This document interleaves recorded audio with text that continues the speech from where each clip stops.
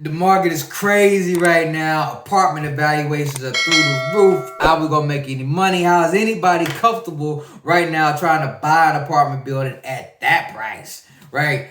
Let's talk about it because it can be done. It is being done, but you have to have a certain level of knowledge about it. So go ahead and tap in as I try to explain what's happening and what we do in order to mitigate that risk going forward. So the first thing that can be done is just try to understand your debt terms and make sure that you're putting in long-term debt so that you are isolated against any sudden changes in the market. So if I can lock down an interest rate for 7 years, 10 years, 12 years, I know that my mortgage is going to be fixed no matter what happens in the market. So that's one way to have a certain level of certainty about your property no matter what happens. So if you're buying it long term like that, if your numbers work, right, how you bought the asset was at a price that it worked, that where you could pay this interest rate, principal and interest for the next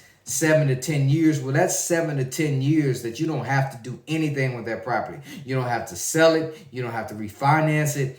You're good. So we buy deals like that so that we have that insurance about something that may change in the market. The other way is by the business plan that's associated with it. So we might do a shorter term loan, say maybe it's only 5 years, right?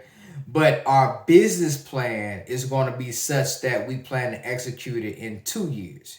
So hear me out. So we've got a business plan. Say, hey, we're going to go ahead and increase the value of this property within 2 years to a level where we're comfortable with this amount of debt on it.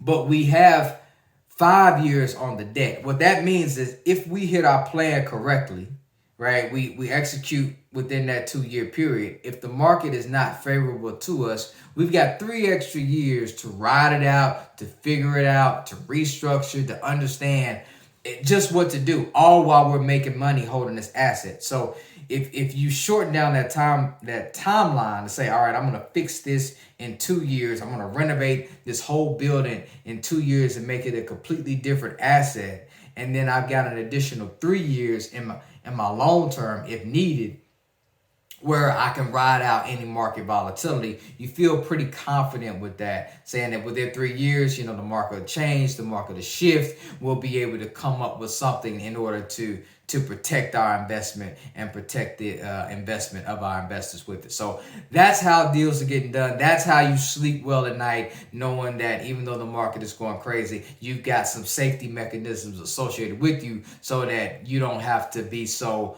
worried about a sudden shift in the market. So understand that going forward. If you're thinking about investing actively, you're going to need to dig into this to make sure you understand it to protect your people. If you're thinking about investing passively, you want to make sure that you ask those questions to the person you're considering to invest with so that they can explain to you what their plan is and how they're going to protect your investment long term.